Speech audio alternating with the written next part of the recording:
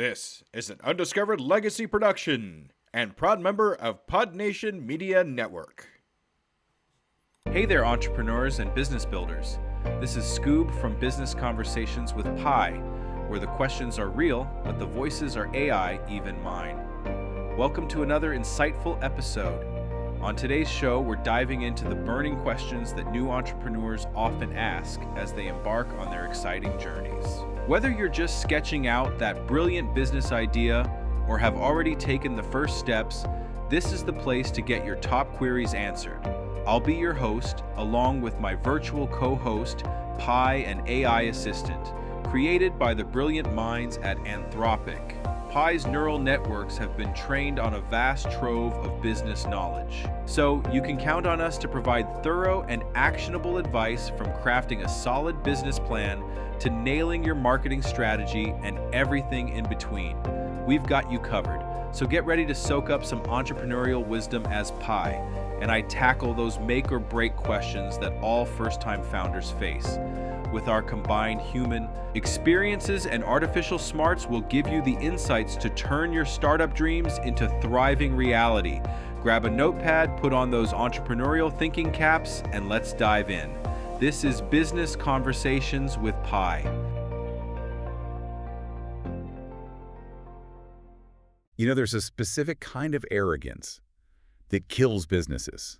And I don't mean the I'm better than everyone else kind of arrogance. I mean the kind that whispers in your ear at like 11 p.m. on a Tuesday, telling you that you're the only person on the planet who can answer that email correctly. Ah, the Superman complex. Right. The nobody can do it as well as I can trap. Yeah. And look, I get it. The sources we're digging into today, they all acknowledge this starts from a good place. You built the thing. You care about it. Of course. But then you look up one day and you realize you aren't a CEO anymore.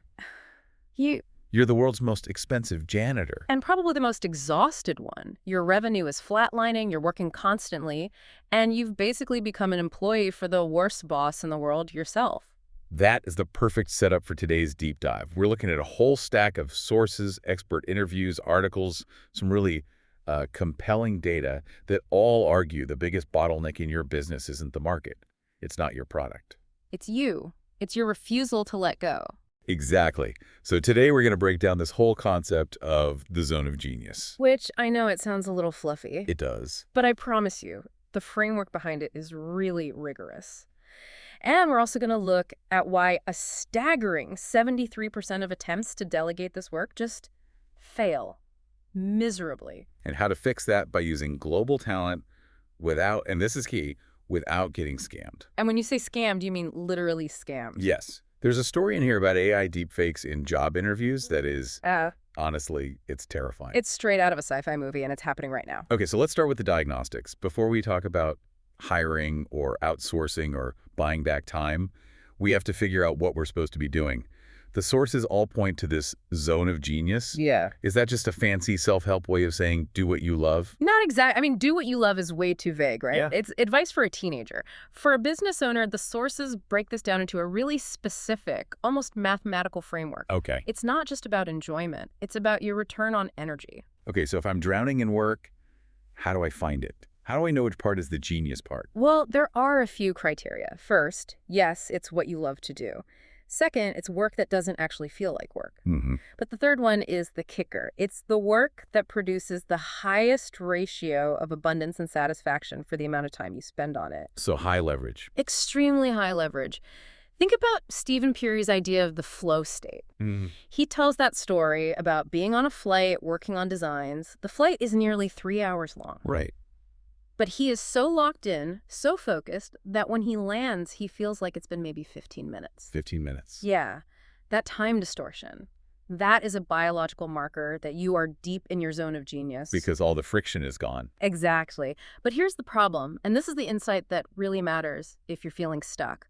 Most entrepreneurs aren't failing because they spend time on things they're bad at. Wait, hold on. Explain that.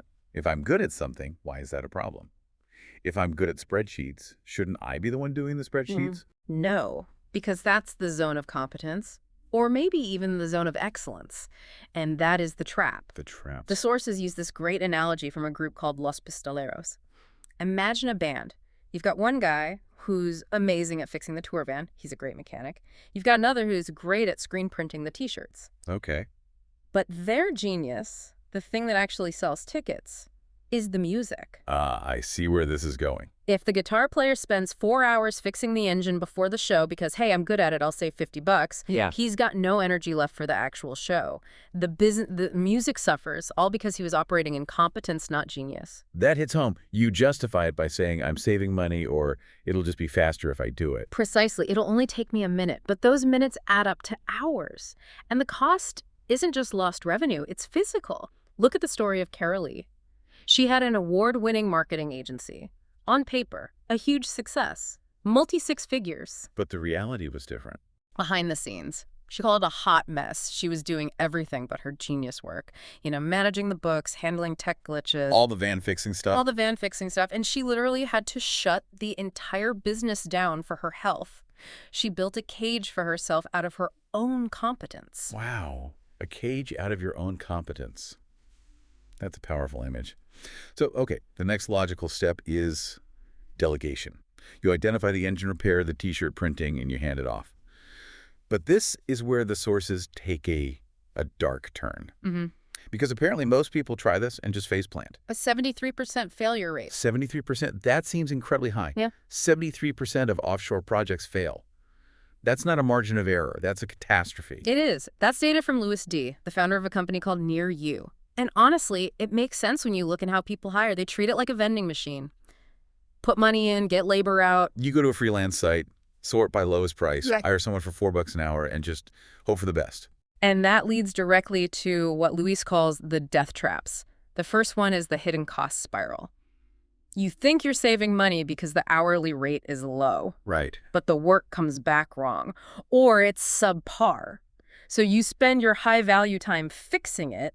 Suddenly, that $5 an hour task costs you $500 of your own time. Oh, I've been there. You end up just rewriting the entire thing yourself. Then there's management quicksand. You spend more time explaining the task and checking in on it than it would have taken to just do it yourself in the first place. Which completely defeats the entire purpose of delegating. Exactly. Yeah. And then you have the cultural chasm where the nuance is lost.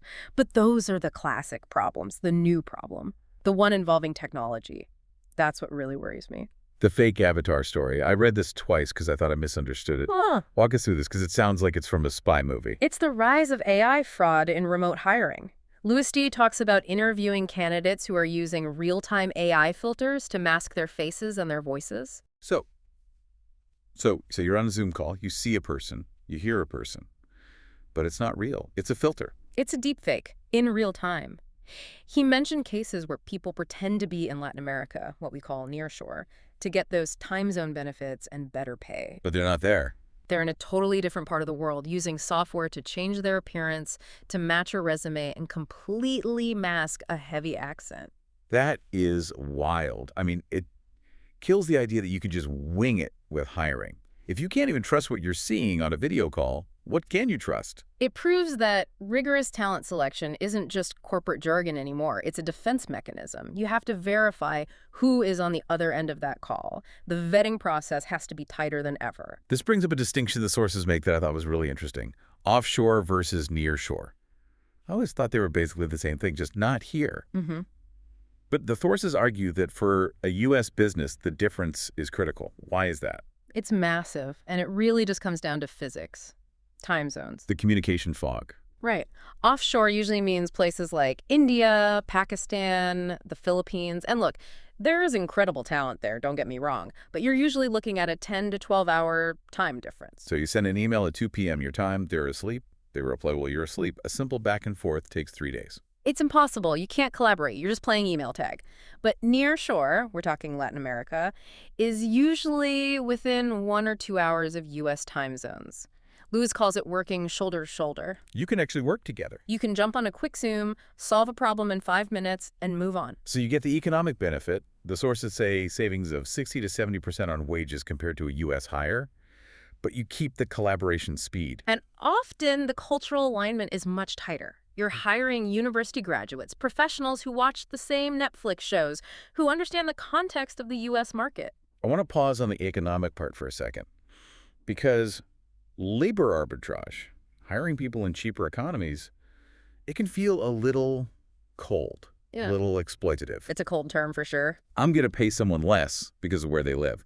But we have this story from RG, a Navy vet and an agency owner, who frames it completely differently. RG's perspective is vital here. He admits he started with that "how do I get cheap help" mindset, but then he saw the reality on the ground. He hires talent from the Philippines. A salary of, say, $600 or $800 a month, which is poverty wages in New York, is a top-tier, life-changing income in that local economy. It supports entire extended families, puts kids through school. Exactly. RG realized he wasn't exploiting anyone. He was providing a massive economic opportunity. It completely shifted his mindset from outsourcing tasks to building a global team.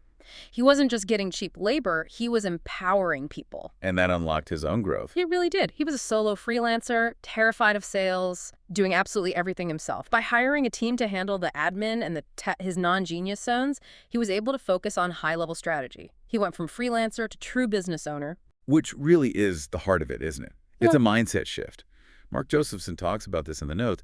He says most entrepreneurs think the widget is the product. Right. If you bake cupcakes, you obsess over the frosting. You think the cupcake is the value. But if you want to scale, you have to realize the company is the product. You're not selling cupcakes. You're building a machine that sells cupcakes. Exactly. And that is a really hard pivot for a creative person. You want to touch the product. You want to tweak the frosting. But if you're tweaking frosting, you're not building the machine. You're back in the zone of competence. You're the mechanic fixing the van instead of playing the music. Right. So how do we actually do this? Because build a machine sounds great, but if I'm listening to this right now and I'm overwhelmed, I'm thinking, I don't have time to build a machine. I have 50 emails to answer. Well, you don't build the machine overnight. You start with what Carolee calls the hot mess strategy. Which I love. Building in public. Stop waiting for perfection.